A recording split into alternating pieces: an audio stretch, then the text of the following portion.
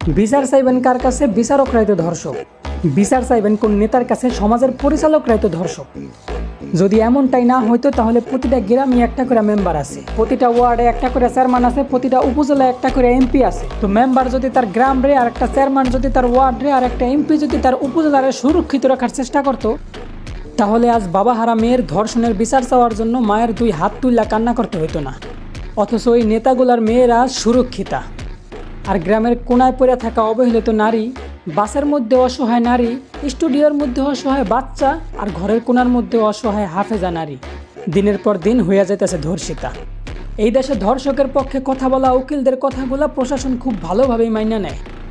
অথচ অসহায় মেয়েগুলার ধর্ষণের বিচার চাওয়ার জন্য বাবা মা কিন্তু প্রশাসনের কাছেই ছুটতে যায়।